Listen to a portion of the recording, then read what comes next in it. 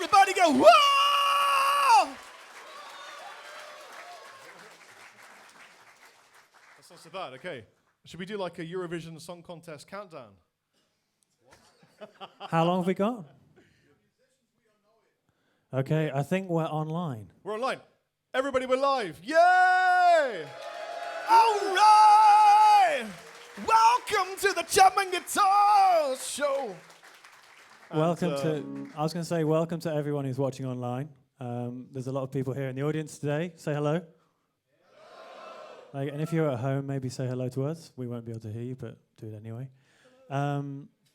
So anyone in the audience here, feel free to ask questions at any time. Just raise your hand. I'll come and find you with a microphone, and then we'll do our very best to answer. This is keen. I like it. I'm going to have a good memory if you all do the same. In England, we call that an eager beaver. But also, we have Meon here. Say hi to Meon. Hey, guys. So Meon will be he's checking out all your questions online. So if you're watching from home, ask away, and Meon will shout out your questions. And if you don't understand something we say, look at Meon, and he'll tell you in German. This is true. He can speak 15 languages, so anyone at home from Paraguay, just he'll sort you out. Okay, well, should we start with a question, or do you want to start with some playing? I think, why don't we, what do you want to do? We did just play some stuff. We did literally just play, yeah. Okay, let's start with a question from someone in the room. Mastodon guy. Should it be Mastodon guy? Hi. Hi. Any news about the release date of the lefty range? Maybe? We have. We're releasing a lefty range. So the votes for the left-handed range all came in. Hands up if you're left-handed. That's about statistically correct. Hands up if you're a girl and you play guitar. That's statistically much higher than normal. I'm proud of you guys. So the left-handed, it's really bright being on a stage. Normally it's not this bright. So the votes were collated, they came in, we know what we're making. And Matt, am I correct in thinking that our design guy, Johnny, has worked on all the designs and got the CAD ready? Yes. So we have actual computer designs, three-dimensional already.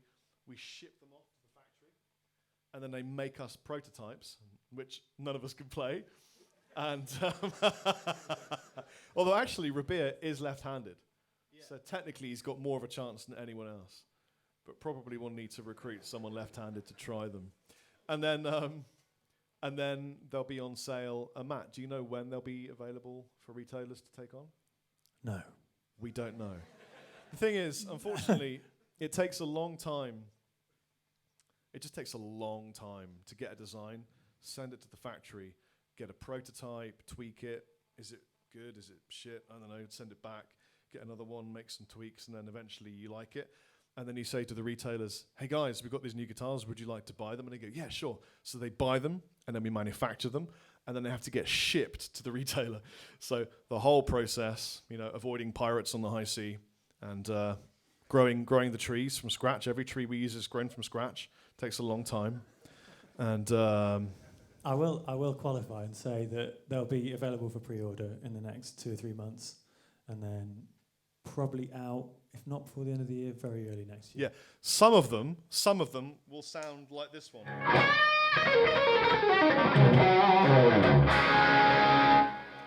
Some of them will sound like that, but left-handed. That's really good. Hi. Do we want another question? Anyone got a burning question? I've got a question. Are you excited to be here? Yeah! Is it weird being here? No. Okay, that's good. It's kind of weird for us. I mean, we do a lot of touring and traveling and playing and all this kind of stuff, but normally when we meet groups of people, it's while we're on a tour. So we're kind of in the middle of, you play tunes, get off the bus, go to the venue, you buy some chips, you have a beer. Oh, I shouldn't have the beer, but I'm going to have a beer. I shouldn't have another one, but I'm on tour. And then you meet a crowd and it's normal because you're doing it every day. But when it's like not, this is a one-off thing, it's kind of weird for us, you know. It's just strange. But we really appreciate the fact that you've come all the way from Germany to be in Franconia. Thank you, and Bavaria. Thank you so much. So yeah, give yourselves a round of applause. By the way, hands up if you're not from Bavaria. Oh. Hands up if you're not from Germany. Oh. Wow. Can we ask where? I'll give you their names afterwards. Okay. Yeah. So where are you from, madam? What? You're a long way from home. Right. I can see why he's pretty. He's a nice guy. So, wait, are you going to get microphoned? Oh, shit. Sorry. Wait. Let me beep that for you. I'm from Texas. I heard. Yeah. Yeah, she's from Texas, and she's visiting the beautiful guy next to her. So wait, you guys, have you met before? Yeah. Okay, just checking. Be a bit weird to fly all the way over from Texas. Are you both from Texas? No, he's from Germany. Right. Yeah. That's beautiful. Am I right in guessing that's why you're in Germany? Because Yeah. Yeah. That's great. So which one of you is going to move to which country? I'm moving to Germany. Wise decision. It's a really good idea. Well done. You're going to like it here. I already do. Yeah. We let transgenders in our military and all sorts of, Congratulations. moving swiftly on. Do you have any more questions, or do you want us to talk at you for a bit? Oh, we have another question. Do you think if I stare at this light, it'll eventually just become less Hey guys. light? Yeah, do your Jesus thing first. I wanted to ask, who is responsible for what in Chapman Guitars? Because you are three guys. Every one of you is someone we see on YouTube all the time. And everyone seems to represent Chapman Guitars somehow. But I never really knew how. Is Rabea just the guitar representative of Chapman, or is he really designing pickups with you guys? What's happening? Who does what? Well, I'm the only one wearing a Chapman Guitars t-shirt. That makes me the most official. Tell me your actual job title. My actual job title, I believe, is product specialist. It is. I got the thumbs up from Matt. That's the official line. But to answer your question, on at least from my side of things, it's demonstration. So, like when we go to the NAMM show and stuff like that, I demonstrate the gear. And then it's design. Well, it's part design, as in R&D, really. So I'll get together with everyone else and talk about things that I think should be improved, and we collaborate like that. And then other than that, pickups. So, for example, this beautiful guitar here from Chapman Guitars has Madrigal Alnico 5 humbuckers that were specified by Rabea Massaad, as well as other people at Chapman Guitars. Matt Hornby. So he sat down and went, no, that sounds rubbish. Make it sound better.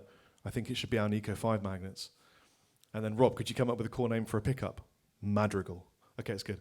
Yeah. And then we so Rabea does a lot of voicings and tweakings and little design tweaks here and there, like spoon cuts and things. And yeah, and then a long time ago, when I first sort of started like hanging out with Rob and stuff, it was the odd bit of like drawing design, like the V shape that you voted on, although that was sort of made correct, in terms of CAD imagery by Johnny. The actual drawing itself, I drew on a pen and paper. You did the headstock of the 7 as well, the didn't you? headstock of the 7 and stuff like that. So just bits, but yeah, it's a lot of fun. That's my. But Rabea is an official Chapman Guitars employee. He has a reason to exist. He's also And he doesn't just get the job because he's one of my best friends and godfather to my son and was the best man at my wedding. As well as that, he's also great at not just also being a guitar player, but great at guitar-related things. He's got really good taste. So he'll often say, I think it should be this kind of wood and this kind of setup. Keep it going, man. Just keep it going. Basically, he's a great guy to have in a guitar company. Matt Hornby is the managing director of Chapman Guitars. He's currently the only full-time employee Oh, well, he's not. He's the third. Three, four. We've got a number of people who are full time, but Matt was basically the guy that did everything for ages.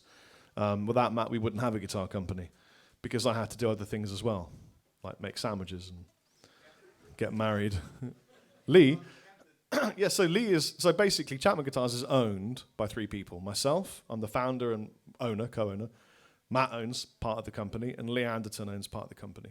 So Lee's involvement in Chapman is more on the business side of things, steering it kind of in the right direction as a business because he's got a lot of experience in retail.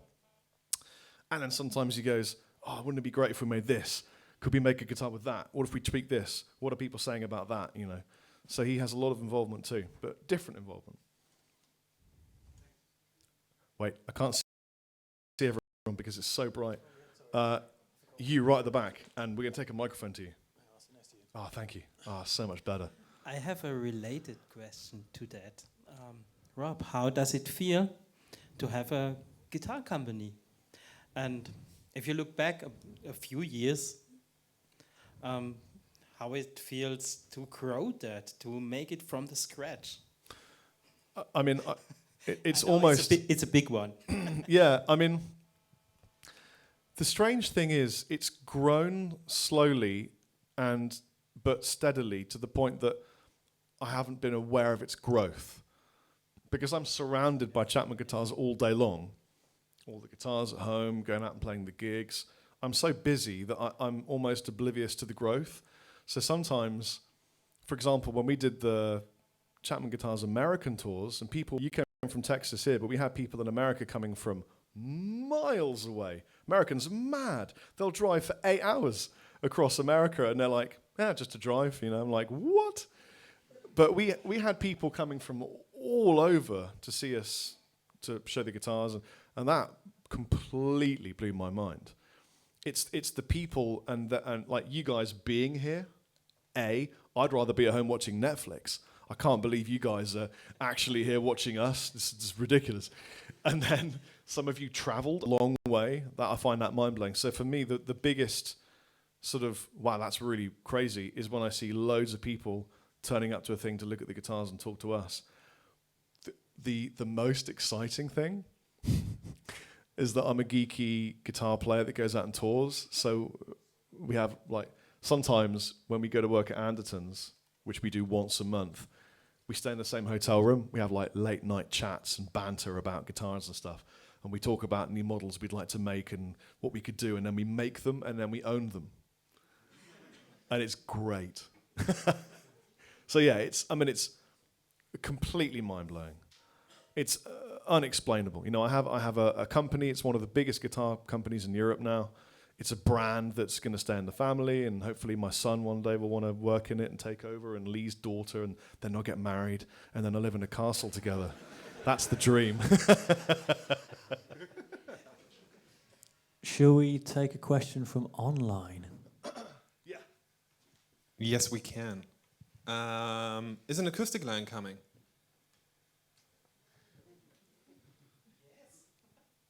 I mean, obviously at some point. So yes, but we haven't done any work on it at all. And it would be collaboratively designed, and we would give you body shapes and choose woods, and the whole thing would be online in a voting poll. But it's a big task. It's a huge task. We would need to do a lot of assimilation of knowledge about things like, I mean, I have a lot of this knowledge already because I've worked for so many years in guitar. I know about basic bracing structures and the way that the inside of an acoustic guitar works and the kinds of materials that are great for a top and the resonation patterns and all these things. But you really need to know your shit if you're going to make an acoustic guitar. So luckily, in our team, we have a ridiculous acoustic guitar player, Matt Hornby, who is brilliant. And I have a little bit of experience with acoustic guitars, having worked for Faith Acoustic Guitars. So we will do it at some point. But it definitely won't be something that we rush, put it that way. All right. Another one. When you buy a guitar beyond brand, looks, and specs, what do you look for when you go shopping for a guitar? The feeling, the material, or what is it? Beer. Did you say when you look for a guitar beyond brands and specs? Yes. Yeah. Yeah, literally would be the vibe. You know, like when you pick up a guitar, and you like play through a couple of stock licks and a couple of things that you always do when you grab a guitar, and if that feels like really nice. Well, actually, it's two things for me. That happens first, and it's like, yeah, okay, cool, this plays well, that's nice. And then if I start just randomly playing cool stuff on it, and it feels really nice and enjoyable, then I'd consider that inspiring as an instrument. So then at that point, I kind of, depending on the price tag, you kind of go, well, yeah, I should probably take this home because it's, you know, it's allowing me to sort of create. Yeah. The thing is, we're guitar fans, and although we work for and own a guitar company, that doesn't switch off the bit of you that likes all guitars. So I love, you know, Fender, Gibson, PRS, Schecter, you know, ESP, you know, all these other guitar brands. I'm like, oh yeah, I really want to own another one of those. Or he who dies with the most guitars wins. So that doesn't go away, and I don't think it should go away. I think it's important that I say, when I go on tour, I'll take a Les Paul with me, or I'll take a PRS with me, and I'll play it alongside the Chapmans, because it's an artistic choice to play a Chapman for me. I would legitimately go out and tour without a Chapman if I really didn't want to play a Chapman. I just would do it. I don't care. I'm that guy. But I play them because they're great, and I love them. And I will also play other brands because other guitar brands are great too. I'm kind of agnostic.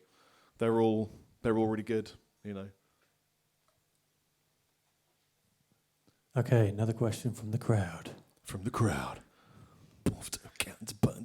Ozzy Osbourne guy. I'm going to have to... How am I going to get to you? Come on, Matt. It's a good job Matt's skinny. How did you get together to work with Rob Scallon? How did we... Maybe you got in touch with you. Yeah. All the YouTube guys, we all just know each other. We all like hang out. I think it's probably things like the NAMM show and Frankfurt Music Mess and even Ibn Buren. Have anyone been to Ibn Buren? Music Productive, that place. And we hook up and go for coffees and talk about YouTube and business and, you know, girlfriends and cars and things. And I think it was a NAMM show. It was before NAMM. Was it before NAMM? Yeah, it was. Sorry Right. to interrupt. Everything I've just said is a lie. But basically, Scallon got in touch with me, and then we just became friends and work on stuff. I think he's just the most amazing creative. That's what I like about Rob. And the reason that I'm so behind him as an endorsee of Chapman is that he wanted to make something that was a bit unique, and it wasn't just a Bandicam jet machine. He wanted a 7, you know, he wanted a, ooh, that was a faux pas. He wanted an 8 and a 6, and he wanted them to be applicable to lots of different styles. And I like that, because that's me. I mean, I play a little bit of blues, badly. I play a little bit of heavier stuff, a bit better. And I don't want to be pigeonholed into one chapper's sized box. Be a lot of hair in that box.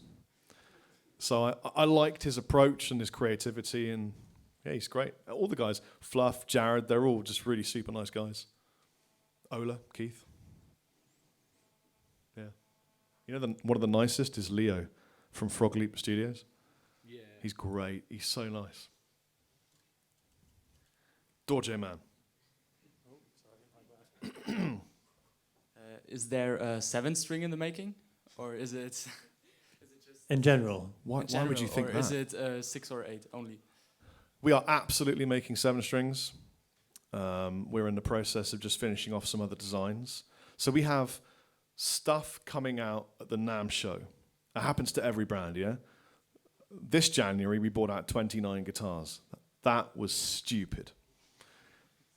It almost killed Matt and Johnny and us, and it was way too much work. And we probably should never have done it, but we did it. So I think, in my experience, we're the only company of our size ever to have done that. It's ridiculous.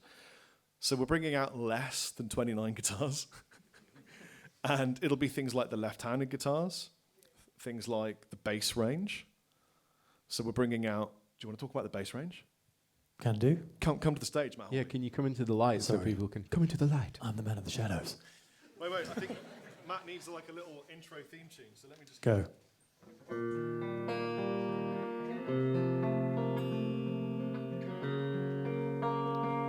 And now, story time with Matthew Hornby. Welcome. Thank you. That was beautiful. Thank you very much. We're talking about basses. Yeah. Cool. We're gonna, you might have seen on our website actually that we've given you a little sneak preview about what those basses could be, and we have, as you all know, well, maybe not all of you, but we had a 4-string before, and we've decided that we'd, like with a lot of these guitars, we take it a little bit back to the drawing board and revisit it a little bit. In the meantime, you might have heard about CITES as well, which is that legislation that came out, which, I mean, if you use rosewood or babinga, it's harder to import, basically, around the world. So we're not going to be using babinga in our new basses, which is a bit of news for you. We're also doing a 5-string, and we're also going to do a signature bass for a lovely guy called Dave. So that's 3 basses. 3 basses. But that's 3 to start. And you know, we like bass players, and we like basses. Hands up if you're a bassist. Yeah. Yeah. Like the half hand. Do, I started 2 years ago. Okay, you're a bassist. do any of you own a Chapman bass? No. No. Oh. Was about to buy one a couple hours ago. You don't own one yet. I'm gonna wait for the new models now. Oh, that's it. We've ruined the sales on that one. Okay, should we go? Another question? Oh, this guy again. Okay. How do you feel about multi-scale guitars? Because I think for more than 6 strings, it's the way to go. For me, just that's what I think, because the tension that you get on the lower strings and the less tension that you get on the upper strings. What do you think about that? And are you planning on doing multi-scale instruments? Like fan fret. Fan fret, whatever.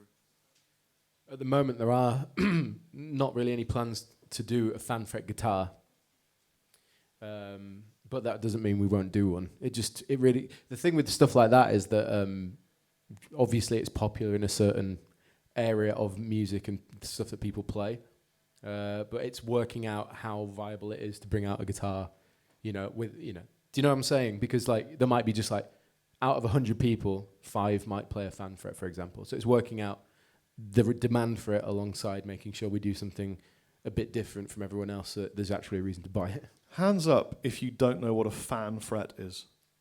Just be honest. If you don't know what a fan, put your hand right up high, so I can actually see you. No one cares. Everyone went lower down when I said hi. That's fine, because it's just interesting for us, because fan frets, it's niche. A fan fret is where the frets start like this, the angle, and they go across, and then an angle like that. And the idea is that this scale length is shorter on the higher strings than it is on the lower strings, so that you can tune real low if you need to, I guess. Yeah. That's the basic premise of a fan fret. Gent machine. Yeah, they were made popular with all the progressive metal scene. Okay, anyone else? Okay. Right there. I think you thought about making effect pedals, don't you? Yes. And? So we've actually even gone as far as designing some, and we've got the sounds, we've got the internals for some of them. We then wanted to launch 29 guitars at the NAMM show, and so we shelved the whole idea of doing any of that until we'd finished off the guitars. And also there were other things we needed to do. Chapman Guitars was a couple of guys gradually realizing they had a real guitar company that needed a lot of sorting out. I missed the opportunity there. You said a couple of guys, and I was going to say who were up to no good. Yeah. Didn't happen. Started making trouble in the neighborhood. It's in my head forever now. Basically, we had a lot of other stuff to do. We had to make a website because our website was rubbish, and now we got a good one. We needed to get everything together, so we shelved it. We have a habit of doing way too much. Basically, is the truth. We do too much, so we stopped. We will make pedals. It's absolutely going to happen. I can't tell you when. But and the other thing is, we were really on the fence. We were undecided as to whether we should make them in England and hand-wired, really boutique, or make them in China, really, really affordable, exactly the same wires inside. And when we asked the general public, they were 50-50 down the middle. Make them in England, make them in China, make them in both places. So, and the gear geek in me was like, oh, make them in England, they'll be better. But then I looked at all the pedals on my pedal board, and they're pretty much mostly all made in China, and they're great. So I don't know. I need to make a decision about that. There's quite a big thing about like where stuff is made. Yeah. Like for some reason, people have a weird thing about products that are not made in. Like sometimes you get people kicking off about guitars being made in the Far East as opposed to being made in America or England and stuff like that. And it's kind of like, well, is it a good guitar? Does it sound and play really good? Are they made by human beings? Yeah. Well, then, yeah, I like human-made guitars from Earth. I mean, it's just a weird thing. I know. It's kind of ingrained in us. Did that answer your question? I rambled. I'm really sorry. But I'll play you a lick as an apology. There you go. That was a rambling lick. Okay, should we have another one from online? Yeah, sure. Or maybe one or two. Why are the new Chapman guitars much more expensive than the old collection? Because they're better. So, okay, it's loads of things. Let me start. I'm doing a lot of the talking. I'm sorry, Beer. No, I can start this one and you can finish it. How about that? Do that. The reason is, to the person that asked the question on the internet, is that at a time when we decided we were going to overhaul the entire range, it was that kind of thing where we had a range of guitars that were made in Korea that were of a standard, and we were like, well, what do we do at this point? We want to like change everything and make it better, but at the same time we don't want to kind of do disjustice to the range that was out before. So the idea was, why don't we split it into two and do a standard and a pro? Standard being at the quality that we were currently at the time of designing the new stuff, and then we were like, well, now we've got the room to upgrade everything, as in like bring out a pro range, which is premium components and things like, exotic woods and stainless steel frets and different finishing options and different, wood qualities and types and things like that. So yeah, basically it was one of those things where you still can achieve a great guitar. You can still get a great guitar from Chapman that is as good as the stuff that we've always done. But then if you really want to step it up and still play Chapman, that you can. That's the way I see it, really. Things like stainless steel frets, exotic woods, proper maple caps, and it's premium components, so it's going to cost more. Yes, that's answered the entire question. I mean, I suppose, yeah, we've sourced more expensive woods that are lighter in weight because a lot of people said, "Can you make them lighter?" We were like, "Yeah, we can." And silly things like glow-in-the-dark side dots, so that when you're on stage and it's really dark and they're using strobe, you can still see your fretboard and get your shreds out. And all these things add up and make them more expensive. And then also, there were some financial things going on with the world that made a slight difference to the... exchange rates? Yeah, made a difference to everybody. Everybody put their prices up, it wasn't just us. It's probably worth saying that it wasn't so everyone in Chapman Guitars could earn more money. Absolutely, that wasn't the case. I haven't paid myself anything from Chapman other than expenses in, I don't know, how long? Years? It's been a while. It's been a long time. I can't remember when. I work for free for myself. I'm a hard taskmaster. My boss is a bastard.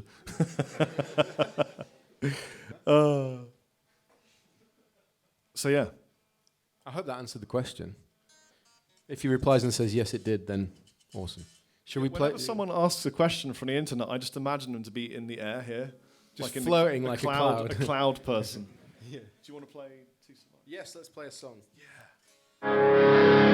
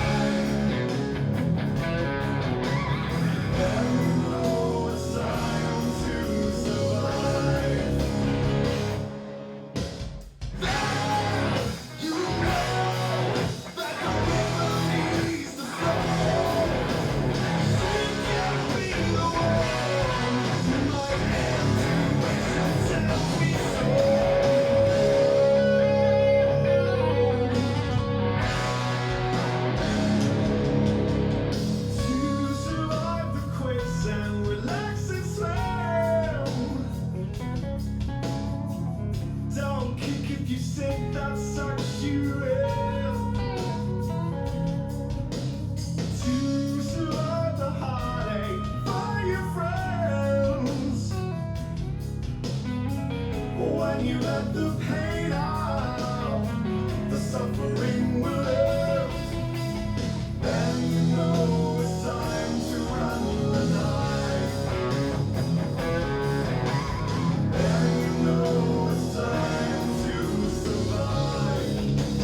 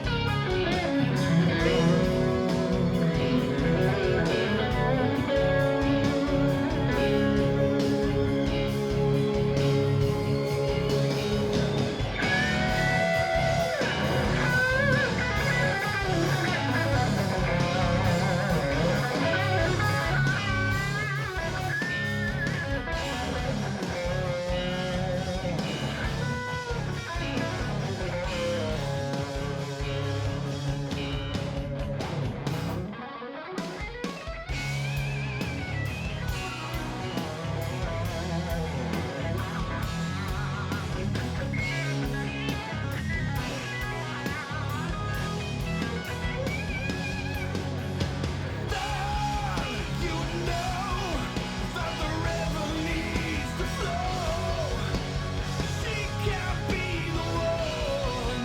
My intuition tells me so.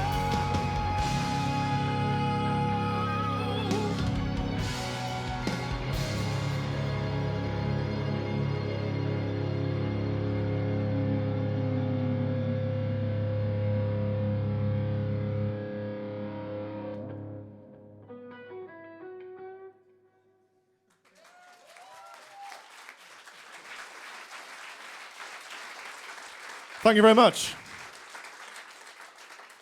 It's weird not singing because it's a guitar thing. We just didn't even consider that I would, so we made a backing track with the voice, and I was like, this is weird. Yeah, this morning we were like, should we put it with vocals or not? And we were like, yeah, let's put it with vocals. But it's really weird. It's weird because there's a lot of stuff that I play differently when I sing. So, for example, on the tune we're gonna play, there are whole parts I don't play that I had to learn today for the first time. Because I'm the guy that goes, and then I kind of go, and that's it. Well, he's just going. If you've ever seen Rabea after a gig, one of my favorite things is that his eyes are completely red. Because it looks like I've been doing things I shouldn't. Because he whips himself in the face with his own throw. It's kind of like, yeah, I get really sweaty and my hair whips me in the eye, and then they go bloodshot, and everyone's like, have you been smoking something? I'm like, no, not at all. So we should talk about our gear. Cool. We might as well. So what you just heard me playing is an ML3 Pro mod. You all know this. This is a guitar from Chapman Guitars. Hello. And it's great. It's really good. It's got Alnico 5 humbuckers. It's got stainless steel frets. It's made from mahogany all over. But it's a new species of mahogany that we found on Mars, and it grows in 3 days from the seed to the sky. It's called Mahogamars. Mahogamars. And it's just a different kind of mahogany. It's lighter weight mahogany. And actually, this one is weight relieved too. Am I correct, Matt Hornby? You are correct. I'm correct. It's This weight one's relieved. weight. So we route like smiley faces and stuff inside it that you can't see. Kidding. Yeah, it's a secret. Like It's a there's secret different. formula. You know, like when people make circuit boards and they do a little picture on the circuit board that you can only see with a telescope. It's the same thing with this. Yeah, If you ever ripped the top off, Yeah, that's you the would only way see you'll like know. penis drawings and Yeah. like smiley faces and stuff like Yeah, that. the only way you will ever know our secret routing is if you buy one and cleft it in twain.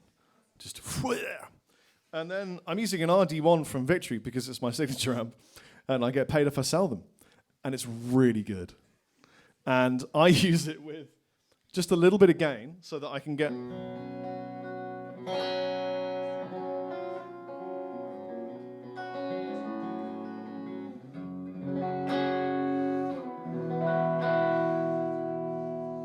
And if I bring the volume in, I'm in an in-between position on the pickups.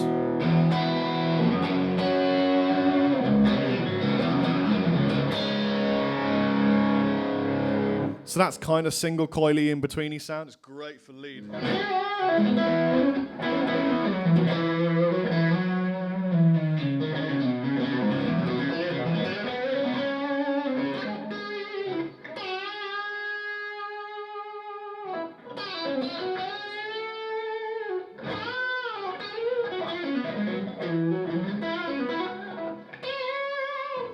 It's on the edge of something naughty. You know what I mean?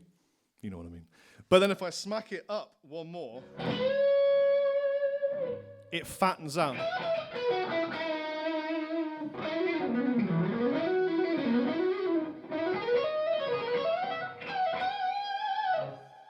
If I smack it down, it's really bad.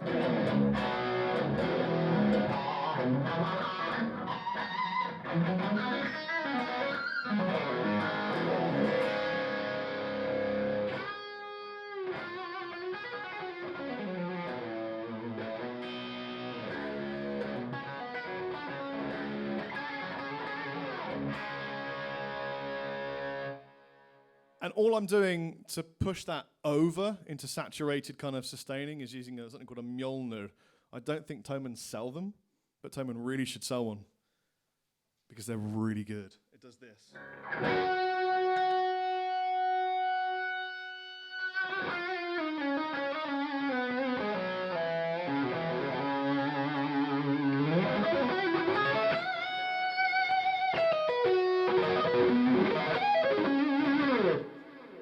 So it just pushes it over, and that's all I use live on tour. So all my rhythm is normally like...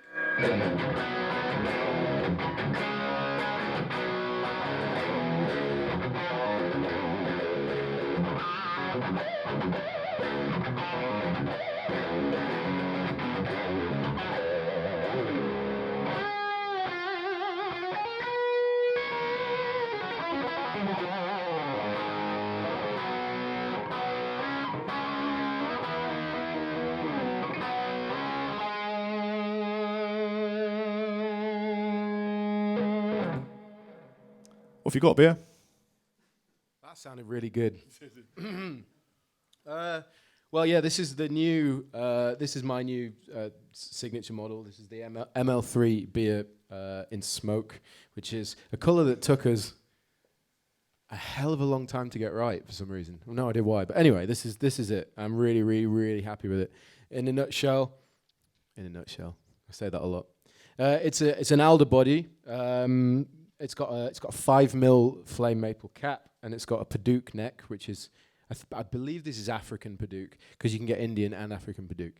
The difference is one's more brown and one's more red. So anyway, the cool thing about this wood is it's mega dense. It's really solid and sturdy. So if you do a lot of traveling and playing, you're not going to need to do too much truss rod adjustment, which is wicked.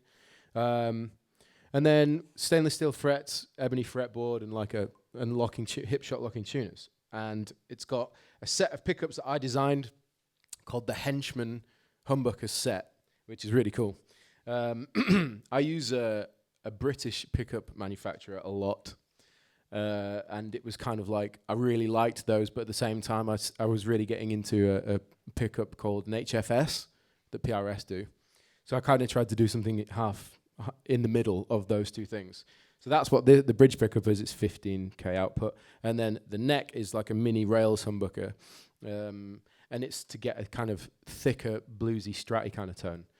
As for the pickup switching, I'm going to go through all this tonally as well, but I'm just explaining it because it's fun. The pickup switch is a 5-way, so you can have full humbucker, or you can then, in position 2, you can have 2 outer coils. In 3, you can have everything. 4, you can have the 2 inner coils, and then 5, you have the neck. And it's really good for, I wanted a guitar that did a bit of everything, rather than just being like for heavy music. I wanted it to be able to do lots of other stuff. So, if I'm running into a Kraken as well.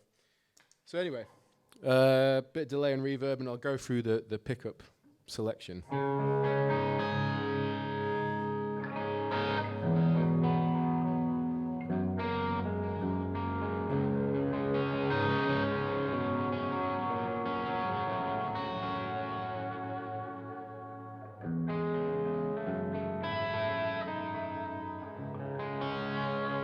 It's quite pokey, it's quite nice. Of course, you can roll the volume, clean it up a bit. Or in position 2,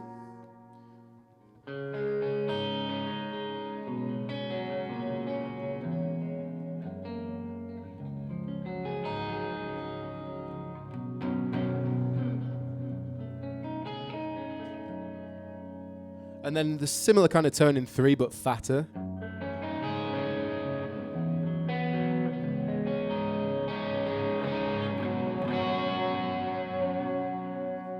Position 4.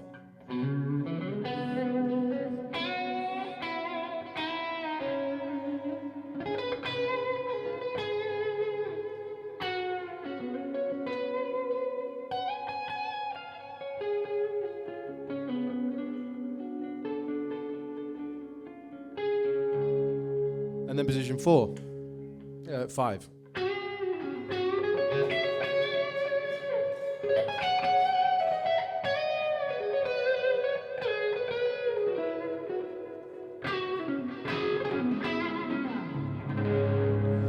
So that's really nice on low gain, but the cool thing about the bridge pickup, if you go in high gain,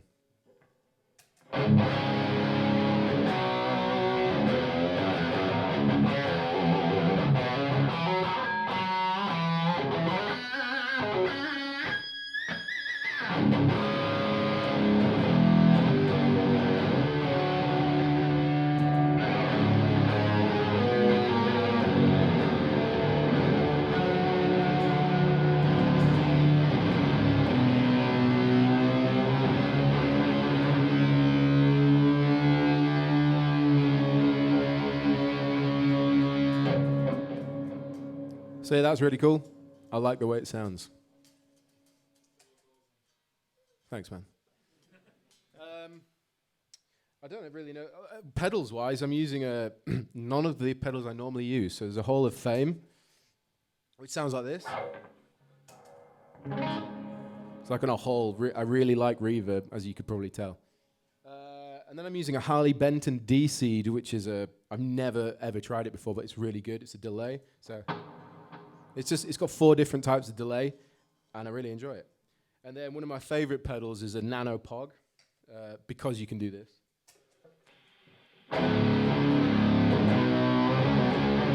I mean, I just want to do that all the time.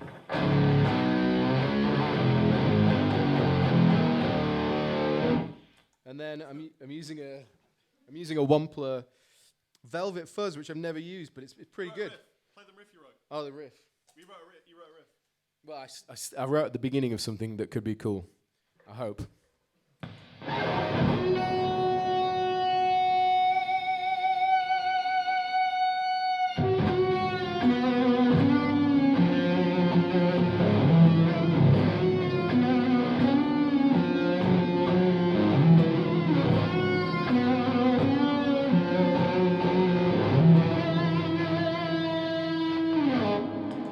Which sounds really good. So, yeah. So I like that fuzz. But yeah, that's my gear. We have other bits of gear too, but we'll take some more questions, I think, before we talk about that. Wait, there's a lot of questions all of a sudden. Any specific reasons why you switched from Floyd Rose to a classic vintage vibrato? The main reason was because when I tour a lot, you go through strings really fast. And the thing is, when you snap a string on a Floyd Rose in the middle of a set, it's just the worst thing in the world. And the more we were playing, and the fact that I was using a Floyd Rose with like 60 gauge on the bottom is just, who does that, So I was like, this is impractical. And if I snap a string, I'm screwed live. And also, it takes longer to string up. And I wasn't really using it that much, like for what it's designed for. I was doing dive bombs and stuff, but other than that, not very much stuff. So I thought I'd prefer just to have something like that, because the only thing I really used it for was this. If I was playing a chord, I would go literally that. Most of the time, I found myself just doing this. So I thought, well, a normal trem can do that, and it's easier, and it's not as risky if you snap a string. So that was the main reason. Yeah, Hipshot locking tuners, and it's just made the whole thing super sturdy. Like it stays in tune really well. So, oh shit! Be careful, that's not yours. It isn't mine. But it's worth saying, all of the guitars we're playing are for sale. So if you want to buy that guitar, you can just buy it. That is correct. Yes, that's correct. That's the correct thing. Okay, next question. Am I quiet? Can you hear me? Wait, there's a guy over here with a white snowman. Okay, we'll go there first. On his t-shirt. It's definitely not a snowman on his t-shirt. I have a question about my own guitar. Yes, I will. I noticed it a month after I got it. What does Monkey Lord Approved mean? Does this have a special meaning, or? So old school. Yeah. So my followers call me the Monkey Lord because it's really obscure. So basically, I was watching videos of people playing guitar, and there was a guy playing guitar, and he was like doing all this. Well, it's like amazing shredding, and I was like, yeah. I commented on the video, dude, you're like a little shred monkey. And he was like, oh my God, Rob Chapman commented on my video. And then someone underneath put it, if he's a shred monkey, you must be the Monkey Lord. And then suddenly I was the Monkey Lord. And it was just comment. And then it stuck. So I guess I'm the Monkey Lord. Yeah, Monkey Lord 1, Monkey Lord 2, Monkey Lord 3, ad nauseum. So it means Monkey Lord. Also, it's because I'm really hairy. I have really long arms, like abnormally long arms. You wouldn't notice it unless you come really close and you're like, his arms are really long. And my legs are quite short. So that is the sole reason why they call him the Monkey Lord, because he looks like a monkey. That's one. That's why. Okay, one question here at the front. So what is up with your guitar faces? I've noticed that you both do this like chin thing, when your chin wobbles around. It's really easy to answer. And do you speak a phrase while you're playing, or is it just something natural that's come? I do sometimes. So I genuinely have done in the past. I'm loving that when questions, the light changes and then it dims. It's really surreal. I wish that happened in everyday life on the street, It would be amazing. So I was taught by a guy called Eddie Kramer. He kind of put me under his wing. Do you say that in Germany? Under his wing? Like he guided me and taught me a lot about being a musician and recording. And he's the most amazing musician I've really ever worked with. And he's an amazing pianist, and he produced Jimi Hendrix and Steve Vai and everyone that I ever liked, including just everybody. And he said to me, Chappers, in his American English South African accent, which I can't do an impression of. All right, Chappers, it was like that, something like that. He said, when you're playing lead, if you want to give it phrasing, like vocal phrasing, then you need to have vocals. So what are you saying with your licks? And so what I try and do when I'm recording a solo or playing something in an event that's important, I'll actually be like saying shit in my head. Some of it's crazy. Like have a banana, or I like caterpillars, But one benefit of that is that now if I'm playing guitar, I get lyrics all the time and I just write them down. And the guy, I mean, like, if we're rehearsing and we're getting a riff, I'll go, okay, hold on, stop. And I'm getting my phone out and typing them, and then playing and then typing on the phone, because I'm able to think about words while I'm playing. The other thing is, when you play guitar, if you're really feeling it, you tap into your speech parts of your brain. All good guitar players they're activating that part of their brain, so you see it in their face, like that. That face. Yeah, apparently I do it a lot, and the real reason for that is I just do it. I have no control over it. Especially with a wah. Yeah, if I'm really trying to play, like, it just goes. Yeah. Sometimes I notice it's happening, and I'll be like, "Fucking don't do that," and then it's still going. What really worries me is guitar players that don't do it, and they're just like, where's it going? Where's it going? Lee sometimes does this little pout. He'll be playing, he'll just kind of go. Yeah. Have you ever noticed he does that? Okay, let's take some questions from the internet. Hello, internet. We have a lot. Yeah, we have plenty of questions for you. One user is asking, why should I buy a Chapman Ghost Fret instead of a Gibson Explorer or an ESP EX? So my question is, which one do you prefer? Because if you prefer the Gibson, get the Gibson. They're great. If you prefer an ESP, or if you prefer, just get the one you like the best. I don't care. Get whatever you like. All guitars are good. I'm here to tell you that Chapman is not the best guitar brand. We're a great guitar brand, but there are other great guitar brands as well. And it really comes down to what you like.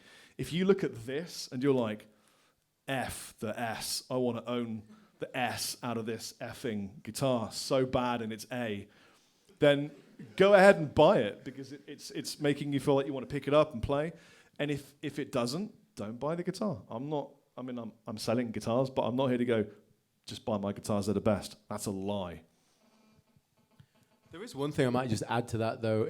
If you like, I would say that maybe the quality of some of the Chapman stuff for the money is like not better, but you might find that you could look at something in the same price range and look at the spec on paper and go, oh, actually, it looks like the Chapman spec is superior for whatever reason, or the Gibson is. It is really up to you, as Rob just said, but I just thought I'd point that out as well, is that the price range thing is also worth You're absolutely right. I mean, you won't find, I don't think you'll find guitars with comparable spec for less money than Chapman. You might know more about that, Mian, than I do, because you work in marketing at the biggest retailer in Europe. I think I can answer this one. So, I mean, for example, if you're looking for a guitar with stainless steel frets, glow-in-the-dark side dots, a carved solid maple, flame maple, quadruple or triple maple cap, hard case, all these things that cost a lot of money, I don't think you'll find another brand. I mean, what I mean is you won't find another brand that makes that kind of spec for the same or less than we do. And the reason is, for example, Thomann and any retailer that buys the guitars from us, they don't buy them from a distributor. What normally happens is Mr. Guitar Owner has a company, and then he says, hey, I have a distribution company that works with me, and I have a factory, and the distribution company gets the guitars from the factory, and then they take 20%, sometimes 30%, and they sell them on to retailers. Well, we don't bother with the distribution. So there's 20 to 30% extra money in the system, and we kind of split it and give some to the guitars and then some to the retailers. So that better for the retailer, because they make a bit more money, which is good because Thomann needs money. And and it's great for the guitars because it means you're going to get 10 to 15% more value in the guitars than you would in any other brand that follows the traditional route. I was also going to say that because we don't have a huge overhead, because we're a very small company, a small team. We don't have a factory. We don't have big buildings and offices and all these things. We don't pay ourselves. Yeah, we are. Yeah, we are. I don't know what to say to that. But yeah, we're just a very small kind of modern company, and we can do a lot of things via laptop, and so we don't need to make loads and loads of money from every guitar. Where's the ML1 Pro Modern in Sun? It's out here. It's out there. How much does that retail for, Mian? In euros and Thomann? I'll look it up. Thanks, bro.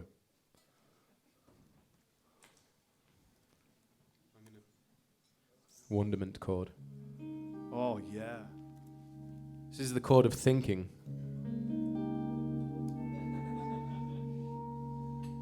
At least right now it is.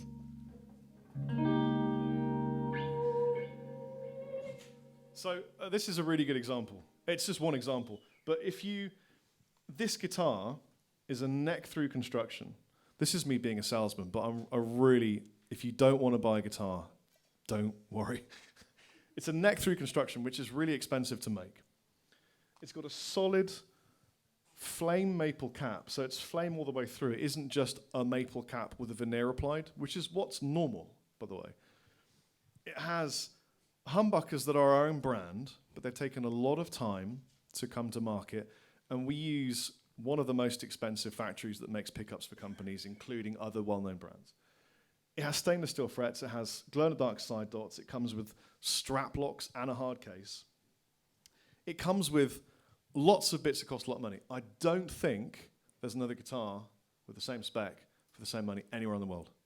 Well, particularly when you consider the switching system, the locking tuners, the ebony cap on the headstock. It's the little details I think is probably worth pointing out that we spent a lot of time on the little things that make the guitar look and feel like a premium product. Now I know that because the factory that we make these at tells us we're making the highest spec guitars in their factory right now.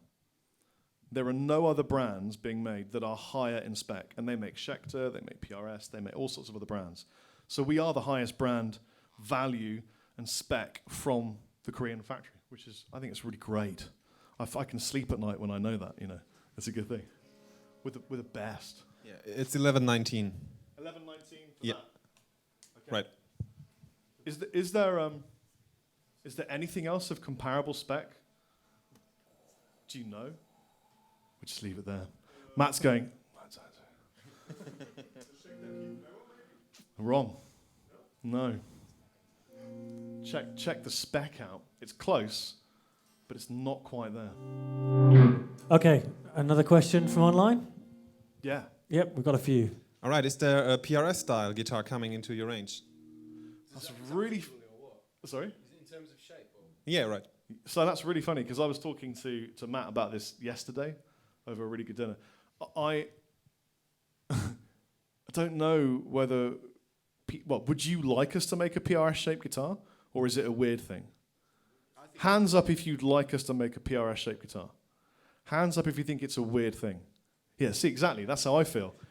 I think for me, PRS is kind of, although it's been going for years and years and years and years, and it's very, very established, and one of my favorite guitar brands, it's relatively new, as in other guitar brands launched in the 50s, 40s, you know, and PRS came out, you know, much later than that. So in my opinion, it just doesn't sit right with me. I don't like the feeling of making a PRS-shaped guitar. I think S-type, T-type, you know, single cuts, I think that's fine. I don't know why. It's a weird thing in my head. Doesn't seem to sit right with me yet. I agree. Okay, next question. Are the Chapman pickups going to be available on their own? If you're a gigging musician, never do that. but do this. See. I mean, yeah, there will be at some point, for sure. Absolutely. Not quite yet, but there will be. We've got to get packaging designed and, you know, align with the tidal forces of the moon. And we're going to build the greatest pickups. Other pickups aren't as good, so sad. And it'll be really good. On the subject of Chapman pickups, apart from my henchman set that I've put in my Barrett, my signature models, I just wanted to say which I think my personal favourite pickups, and that would be the pickups in the ML1 Pro Traditional and the ML1 Pro Modern, because they just, for me, sound really good. Like, if I just play a second, I think it sounds good.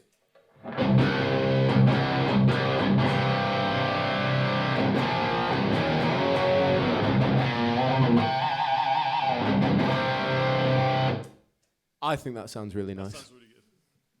I like that. Could you play the riff to Detritus? So Dorjay's recording an album soon which we've wanted to do for a long time. And there's a tune that we wrote for the album called Detritus. We actually played it in Germany on tour last time we were here. And it's one of my favorite riffs. The opening riff? Yeah. Oh, yeah. Goes like this.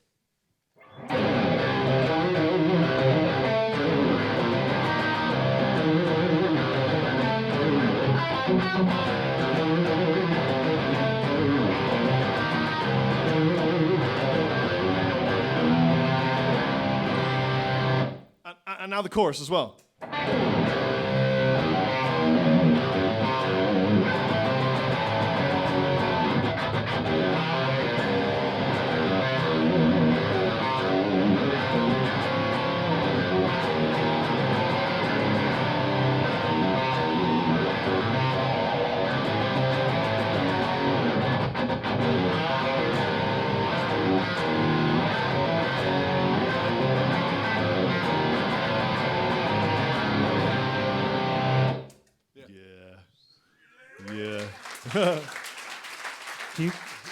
Do you guys want to play a tune? Sheesh. Hi, Rob. Sheesh hey, buddy. Another question? Internet question. My question is, would you like to play another tune? We can if you want. Yeah, we can do. I'd like to hear one. Do you want to hear another tune? My God. Okay. God.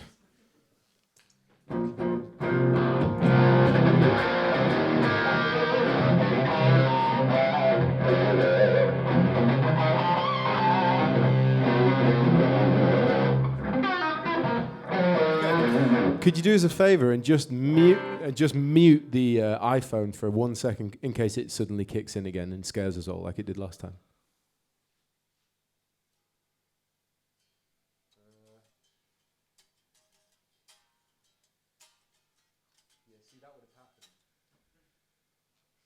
Cool.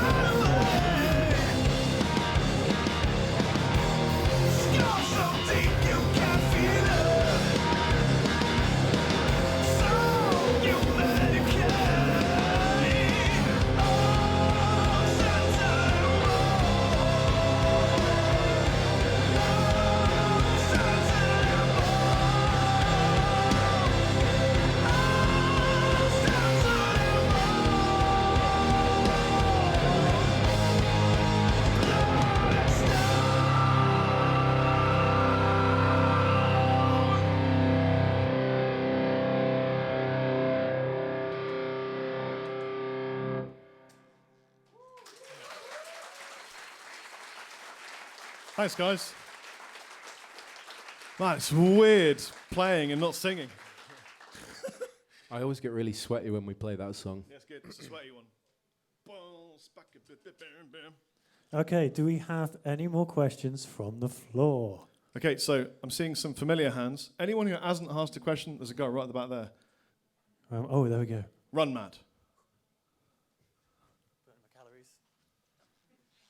Do you think about making double neck guitars also?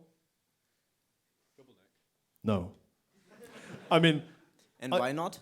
I like them, but they don't really sell. And it costs a lot of money to bring a guitar to market. And I think we're a very young company. And so we have to be really careful with our money and make sure we can afford to pay the staff and bills and things. So probably, 5-6 years in the future when we're more established and we have our roots down and, it could be something that we could look at. And I suppose it's definitely worth a poll to find out. But I mean, for example, here, hands up if you would seriously buy a double neck guitar from Chapman Guitars. And there's your answer. I think as well, it's worth saying that if you want a double neck, you're going to go for something classic like an SG double neck, because like that was the most famous one that everybody sees. Nah, fan fret, 8-string. That's what I do. I feel you. They're cool.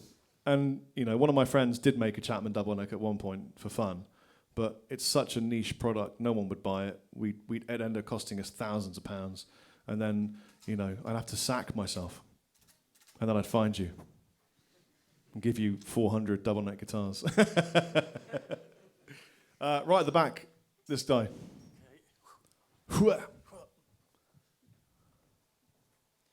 So you don't want to make double necks.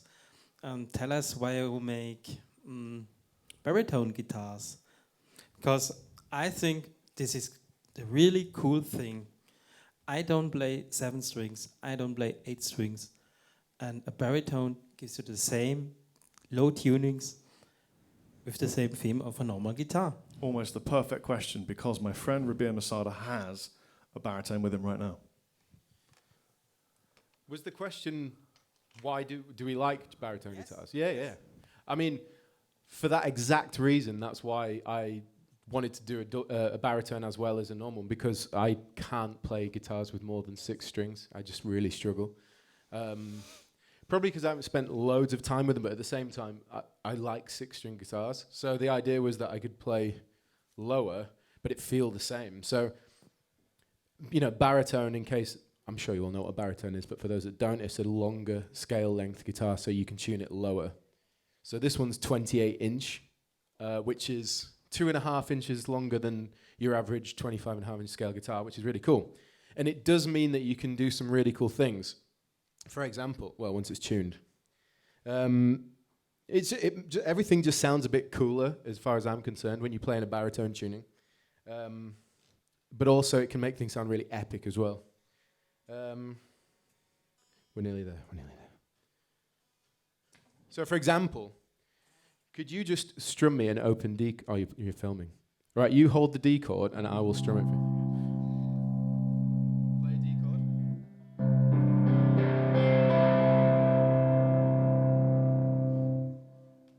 So that's in drop C anyway. But then if I was to play one.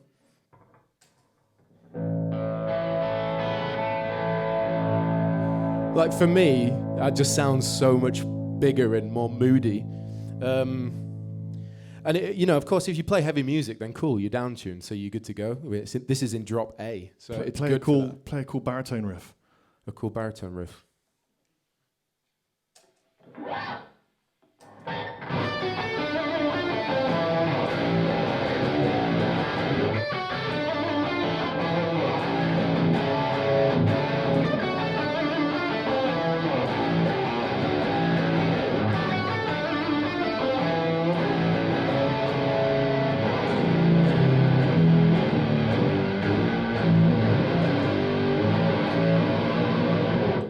So I told you I like using that all the time.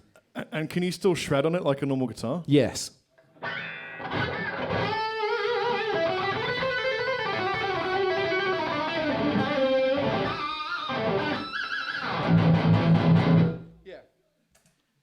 Everybody cheer really, really well. 1, 2, 3. Yeah! But Thanks, guys. The main, just to finish on the baritone subject, the main reason that I like baritone guitars is purely for ambient guitar playing. Obviously, you can riff and play heavy shit on it too, but it's better when, for me personally, if I do like... Hi. I dropped my pick. Check out my melody.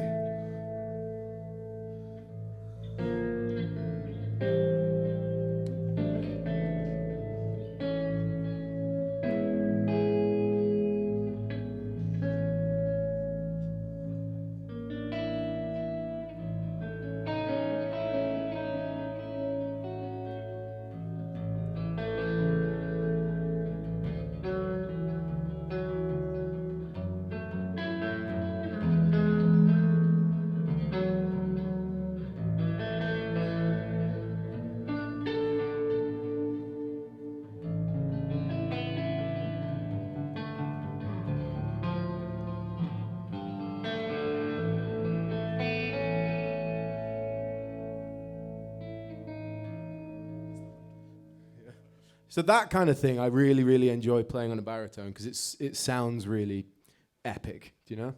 I think it would still sound cool in a normal tuning, but for some reason, when you tune that low, suddenly everything gets way more intense in terms of feeling and stuff. For me, at least. So yeah, that's why we enjoy baritones. I hope that answered the question. Okay, thank you. Next one from online, Mian. Yes. Are there any limited editions coming up?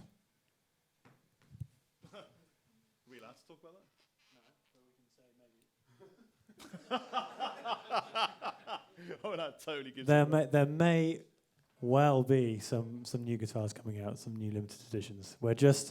It's kind of, given the new range has just got into stores, and we've just kind of off the back of that, and we've got a few new ones we've promised to you.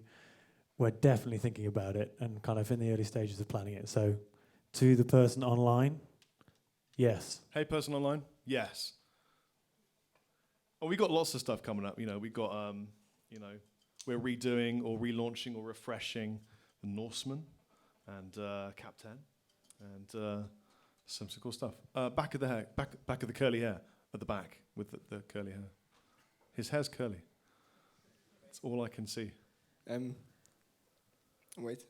Do I have to ask questions about your factory, or can I also ask about your guitar journey? You can ask anything you want. Okay, then I want to know from both of you when you were young, which albums made you practice a lot? Okay, for me, to practice guitar, it was Surfing with the Alien, Passion and Warfare, Justice for All, Master of Puppets, Practice What You Preach, Souls of Black, Testament, anyone knows Testament, Pantera, anything from Pantera, and then Yngwie Malmsteen, Soundgarden, Alice in Chains, Pearl Jam, so Fleetwood Mac, but the stuff with Peter Green in it. Jimi Hendrix was huge for me. But I suppose if I had to pin it down to one album, probably Surfing with the Alien for me. I think when it came to guitar, most definitely Nuno Bettencourt is by far my biggest influence. If you don't know who that is, he's the guitarist from Extreme. And most recently Rihanna, which is a bit weird, but still. He is really, really good. And I played drums before I played guitar, and so did he. And so he's got a very rhythmic, percussive style that I latched onto really a lot.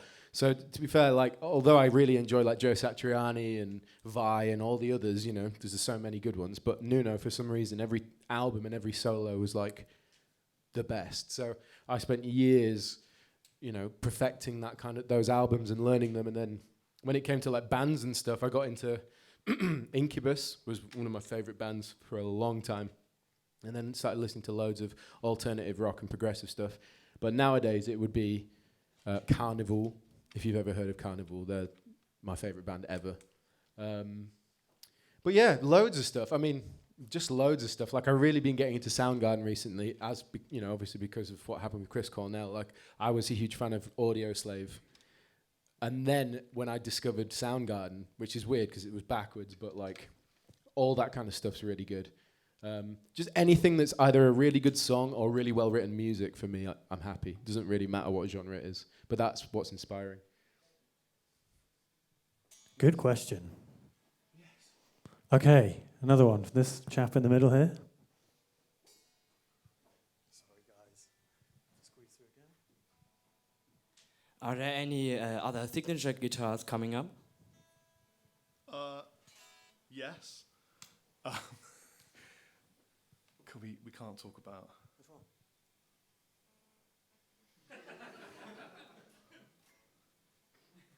Sorry. Although I own the company, it's really important to consult with my, people that work with us.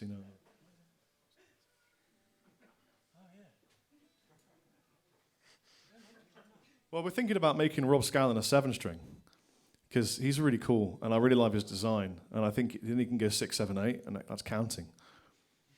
And I've got a 6-month-old son, so that would be useful for him to count. And I think so. That's as good a reason as any. So that's one. Have we told Rob that? I don't even know if we told Rob that. Well, if he's watching, he's just found out. We probably told Rob that. I know he wants one, so yeah, that could be a thing. But yeah, I mean, I might be designing one. I don't know. Am I, Rob? Yeah, probably am. Yeah, probably am. Yeah. There are lots of people that we work with that want guitars. Okay, online question? Yes. What would you say are the most important things in order to become a professional guitarist? I think that's a slightly weird question in the sense that it really depends how you define professional guitarist. If you're talking about going out and earning money and earning a living from playing guitar, that's very different from talking about professional level on the instrument.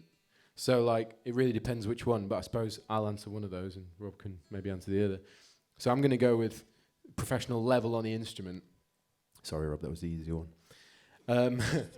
Because I think, really, that's just down to, obviously, practice is the main one, but I think a really important one is, there's two really important ones for me. Firstly, it would be to listen to as much different kind of music as possible. Like just soak it all up. It doesn't really matter if you're not a huge fan. Like I'm not a massive fan of like trance music, but there might be something in trance music that I happen to hear and go, that's a pretty cool chord progression. That's a pretty cool idea. We do listen to some weird, obscure music though. Totally. But yeah, so that's a really important one for me, is soak up as much music from different genres and people as possible. And then the other one would be to listen to yourself. And if you're in a band, listen to your band, because a lot of musicians do this thing where they're like just like playing away, and they're not really listening to what's going on around them. And if you're in a band situation, or even for practice, you're so into what you're doing, you're not really thinking, am I improving? Is there anything there that I could improve on? Or likewise, is the drummer or bass player doing something that I could maybe listen to and take influence from, or like mimic that and stuff? And I think that's really, really important if you want to become a professional, because it's not so much about being the best and fast, it's about being as musical as possible. So yeah. So I've got the habit. So, I mean, so I'm a professional guitarist because I make money and a good amount of my living playing guitar. So for example, I do demonstration work for Andertons once a month. I drive down to Andertons with Rabea, and then for 2 days, hang out, drink coffee, and shoot stupid videos. And I get paid to do that. It's great. It's really good. Thank you, Rob. And thank you, Lee. And then so that's me playing guitar and shooting videos. And then I tour with Dorje, and we make money from that now. And thank God we hit the charts and Billboard, and yay. So we make money from selling music and touring, and we sell out tours and make profit on the road, which is really, really hard, by the way. So I'm a professional guitar player, but does the majority of my income come from just playing the guitar? Nah.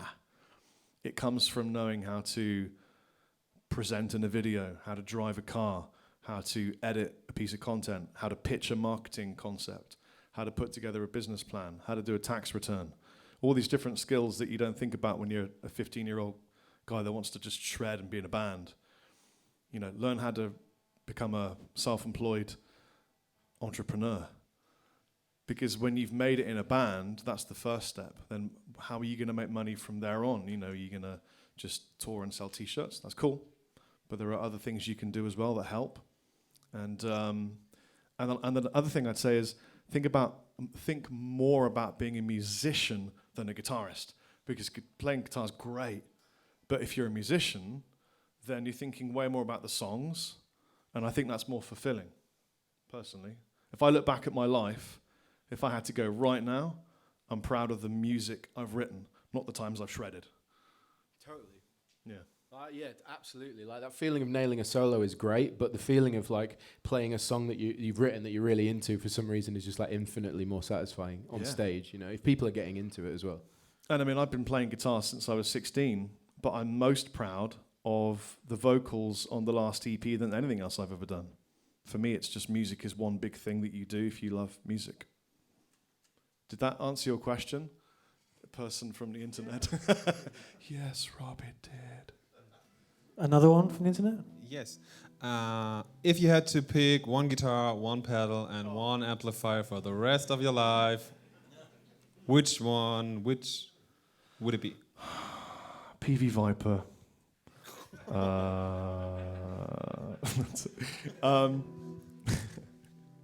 Actually, one of the first amps I ever owned was a PV Delta Blues. It was a great amplifier. Okay, one amp of all time and space, it's got to be that. And I mean that from the bottom of my heart. I just love this amp, this stupid amp. Look at this.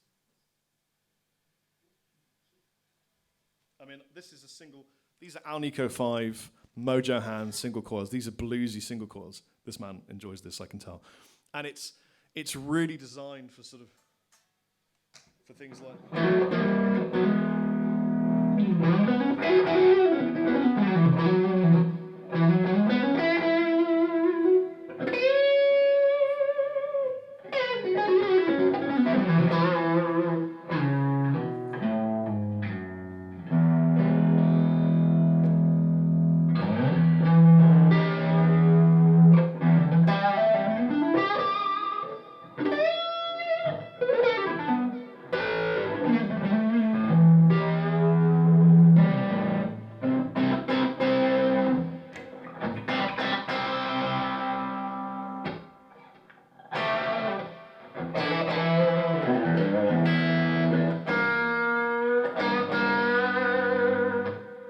all that kind of, if I turn off the space around me,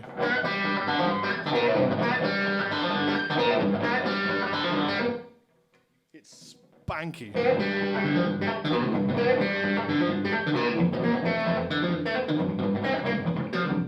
But, and I'm talking about the amp now, but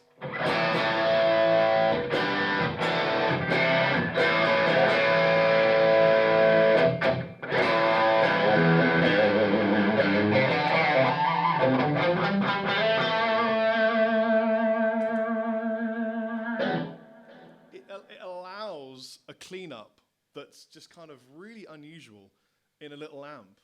And I love that it's so stupidly small, because I can just go, I'm set up. I'm just done, there you go. Why am I here?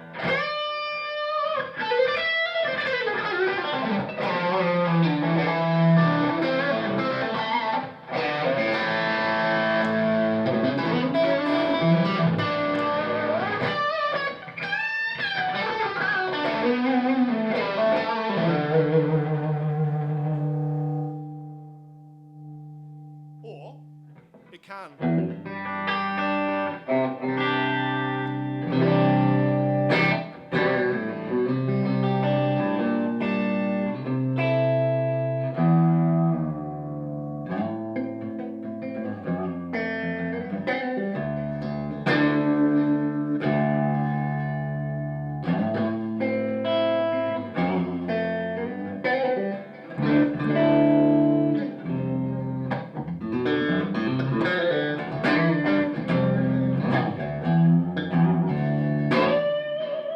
So you can clean it up, and it's just really, really great.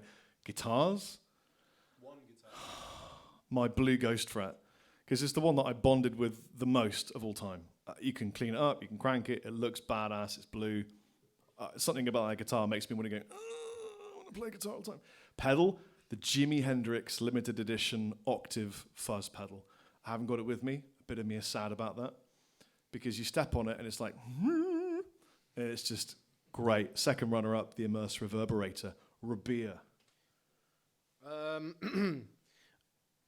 In all honesty, I would have to say the guitar that if it was just the one guitar, it would probably be the ML1 Beer Relic that I did, just because it's the most kind of, as far as I'm concerned, the most me guitar that I have. And also, like a lot of the songs that I've written for whatever, band or whatever, have been written on that guitar. A lot of the stuff that I'm most proud of has been done on that guitar. So that would be the guitar. I suppose I'm just copying Rob almost. But then secondly, the amp, it would have to be the Kraken, because although it's not a signature amp, it's most certainly tonally what I look for. It's very adaptive. For example, being on a single coil guitar like this on the first gain stage, it doesn't have a clean channel, this amplifier.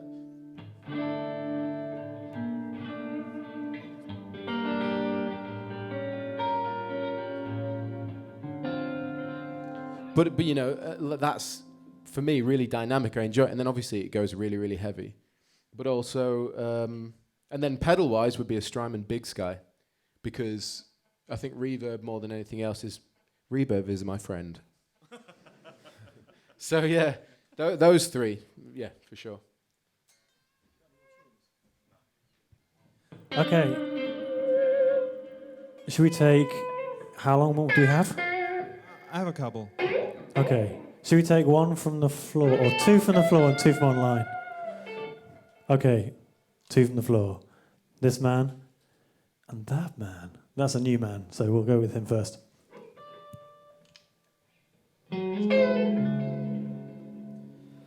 Does the wood affect the tone of an electric guitar? Sorry. Yes. Yes. But not the way you think it does. I'll answer this. I've already said this on a video with Thomann, so I'll give you my personal opinion. It is a fairly educated opinion, though, because I own a guitar company and I speak to luthiers and I speak to people that design guitars and scientists and people that... I speak to everybody from every guitar company. And kind of the general consensus is this. These aren't microphones. We all know that. They give you the signal from the string. But the guitar is a physics system. The whole thing works together in one piece. Every single part of this guitar works with itself, if it's a good guitar. And what we, and I mean Mr. Fender, Mr. Gibson, Mr. PRS, Mr. Chapman, what we believe is that the woods from the guitar soak up certain frequencies from the strings, and then what you hear is the rest that escapes. So it's almost the reverse of what you would think. A lot of people think that the wood adds to the tone that you hear. It does, but by means of taking frequencies away from the strings that the guitar then emits. Does that make sense? So it's subtractive, yeah. So if you've got a wood that soaks up lots of low-end frequencies from a string, then what you're going to hear is high-end frequencies. So the woods affect the tone you hear, but not because you're hearing the wood, you're hearing the strings that have been deadened and soaked up by what they're attached to, and then the rest of the frequencies you hear is the tone that you get through an amp, pedals, cables, sometimes wireless, And it's sometimes mostly just little tiny fragments of upper mid. That's it. But it's enough. You feel it more than you hear it, but I always hear it. Do you always hear it? Every professional guitar player I have ever met and spoken to feels it and hears it. Even Paul Gilbert. He doesn't hear a lot, but he hears it.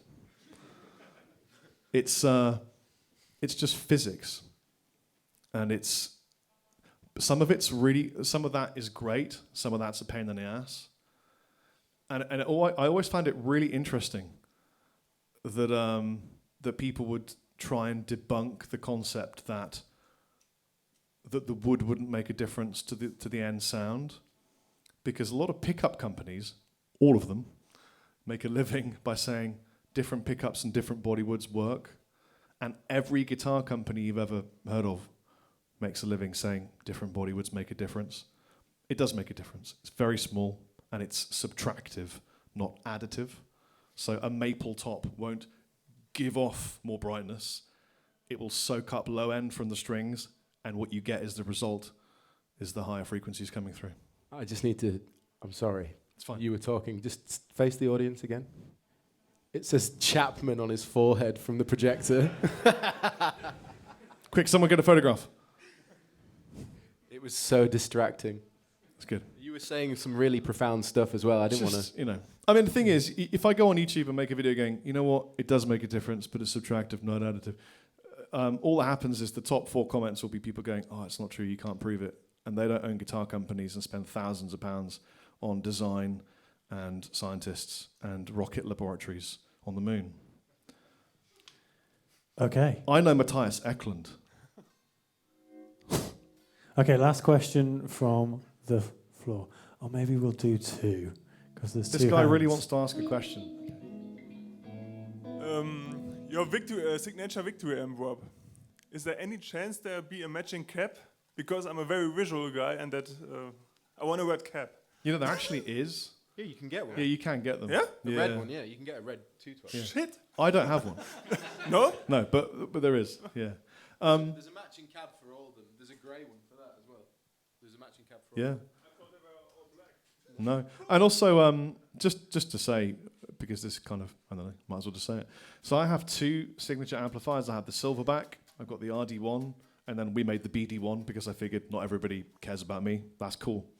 And they're both incredible. The Silverback's really expensive. And the RD1 could use some extra features. So at some point, I'm just going to get them both and go, and make something else that will be different, but the same. I don't know. We'll find out. Okay, question here.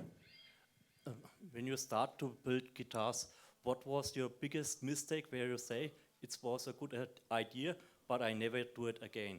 Easy. I love the sound and the reassuring feel of a heavy guitar. If you pick up an old Les Paul and it feels heavy, you feel, yeah, that's a guitar. This is a weighty, this is expensive. It's a Gibson. I like that feeling of reassurance and weight. And I love the sound of a bolted on ebony fretboard neck with a heavy body, because it ends up, you get like a snappy high-end thing and a low thing, and combined it sounds great if you're recording. And I've done a lot of recording. So the first ML1 had the heaviest bodywood known to earth. Not just because I liked the way that it sounded, but also because it was an affordable guitar. And if you get the cheapest bodywood ever, it's grown really, really quickly with lots of fertilizers. And the fertilizer contains metallic residues that sit in the wood. No one tells you this stuff. What am I doing? So you get metallic residue in the wood, which makes it heavy too, and alters the tone in other ways. I'd never do that again, because lots of people were like, 8-year-olds were trying to buy the guitars and going, I can't pick it up. And I felt bad. And I toured with one of them and thought, it is quite heavy. And so we just changed the bodywoods and materials, and we'll never make a guitar as heavy as that again. I remember once coming off stage and my shoulders were like this, and I was like, oh, I'm used to the heaviness on one side. No, I'm just kidding. Nothing would change your physical structure. He's a behemoth. Yeah, the weight of a guitar. Anything else? No, don't think so. Everything's a learning curve.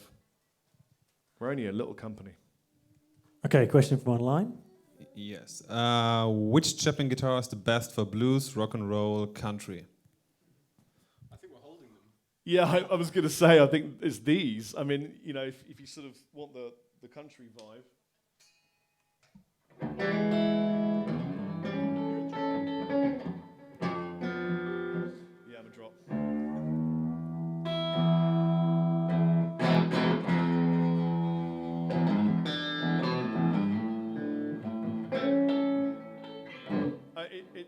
basically single coils are great for blues and country, and and humbuckers are great for metal. But then who doesn't stop Iron Maiden or other bands playing, or Yngwie playing heavy rock and metal with single coils.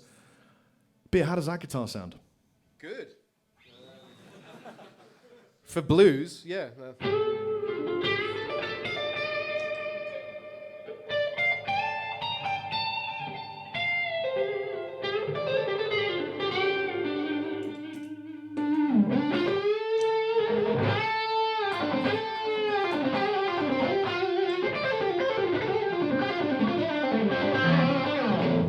And then you put country.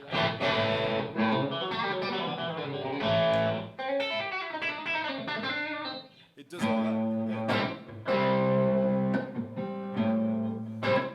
Let's jam, bro.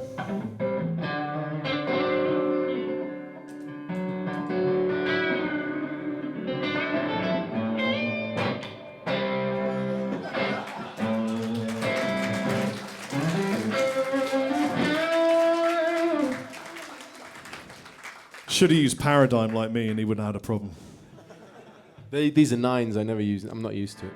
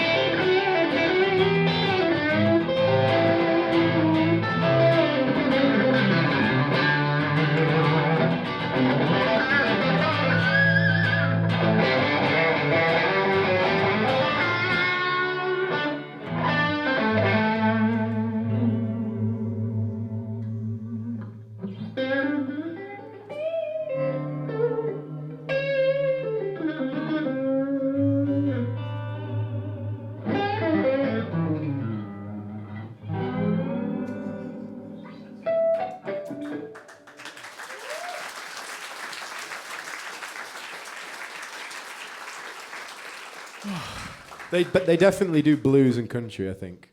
Yeah, well, they do whatever your heart wants to emit. You know, you could Or that. You could Bambacam on one, probably. Try genting on it and see what happens. I've never even. This is just. Oh wow! I mean, it's in standard, you know. You ever try it? I'd prefer to do like a.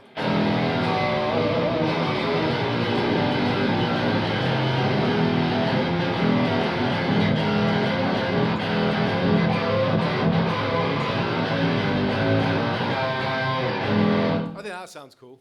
Which you can do on a Strat, you know. You could do.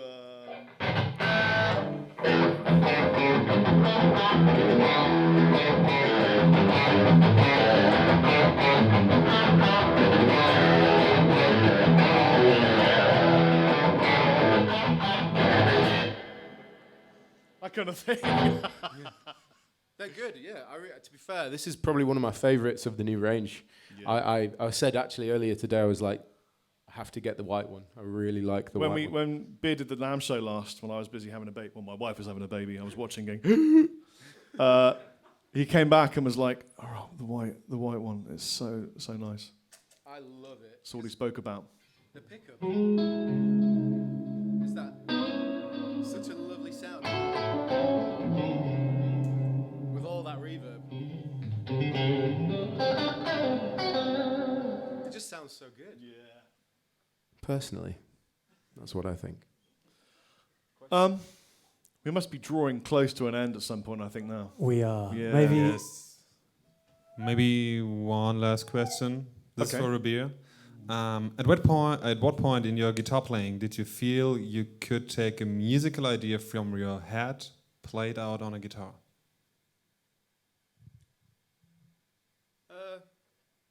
To be honest, I don't know. I think that's a hard question to answer. I suppose the only thing I can think about is going, I want to set... for as long as I can remember when writing songs, I've gone, oh, I want to do that kind of vibe, and then just kind of imagined what that would be like. So for instance, White Dove, when I wrote White Dove, the music for it, I was like, I want to do like an extreme style song. So in my imagination, I was like, what would that sound like? And then that kind of I'm trying to mimic something else, if that makes sense. But yeah, I mean, I don't know, for as long as I've been writing songs, yeah. I don't know. Is that a really rubbish answer? No, I think as long as you've been writing songs, it's probably the answer, isn't it? Yeah. I think just being inspired by loads of different stuff and then trying to recreate that on the guitar. Not necessarily, like, I really love heavy metal, but I really love, like, nice bluesy stuff, and I really love film music, so trying to put all that into one thing might happen in a few different songs, I guess. What about you, Rob? He doesn't want to answer, he's sat down. Oh, that's fine, it's fine. I'm getting old. I think I started writing when I was 19, 20, so I've been playing for 3 or 4 years. But I sucked when I started. I was awful. My friends used to tell me to shut up all the time. They still do. And but I remember writing a riff and going, I think this is a good riff.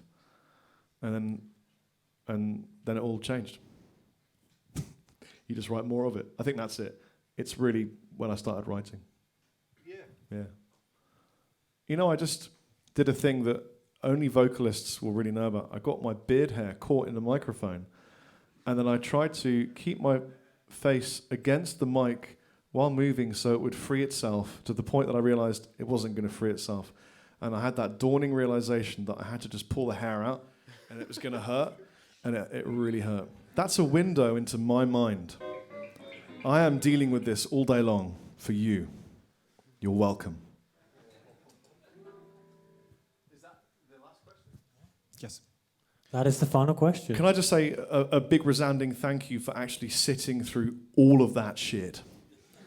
Thank you for listening. I really appreciate it, especially if you came with someone because you wanted to support them, but you're not really into guitars. Hands up if you're not really into guitars, but you're just a really cool person. You're allowed to be totally honest about it. Totally cool. I'm with you. Totally cool. Thank you. You got a free sandwich though, yeah? And there are probably more of them. And we're not horrible people. Do you feel like, Nate, a little bit of you wants to buy a guitar? I reckon so. Or at least they feel a little bit more like... We both got girlfriends because of guitars. It's great. Or boyfriends. Yeah, thank you so much. I've been Rob Chapman. I've been Rabea. And that's Matt Hornby, me and Phil. Thank you all to the Thomann guys. for Thank putting you. us on. Yes, thank you very much. See you out there. Before, Rob, before we go, are we still online? Are we still live streaming? Okay, there's two things we need to do. These are the most important things of the day. So firstly, we need a photo, which is tradition now. So I'm going to climb up here. And so, if you could all stand up and then cheer really, really loud and wave your arms in the air, I'll then take a photo. And maybe if you're in the wings, you can bring in a bit. That would be lovely. Stand in the aisles. You can kneel down. Yeah. We can kneel down. Kneel before the force of Matt. Okay, brilliant. So, 3, 2, 1, go. Thank you. And the second thing, before we clap, is can you all turn around and look at a camera and wave goodbye and cheer for all the people watching online? Bye. Bye. Bye, everybody. Thank you. Thank you Cheers, all. guys. Thank you very much.